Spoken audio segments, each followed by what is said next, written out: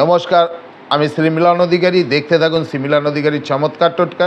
চ্যানেলটিকে অবশ্যই subscribe, like এবং শেয়ার, কমেন্ট বক্সে কমেন্ট অবশ্যই করবেন। এবং আপনি আপনার বাড়িতে অর্থের খুব সংকট, অর্থ কোনো মানুষকে ভরে কেউ দিতে পারে না, অর্থে কেউ কোনো দিন মন পুষিয়ে দিতে পারে না।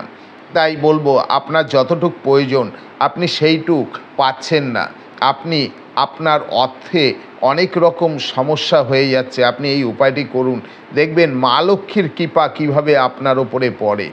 আপনি কি করবেন, বৃহস্পতিবার করে আপনি একটি হলুদ নিন, একটি লাল কাপড় নিন, নিয়ে তার মধ্যে একটু সোনা দিন।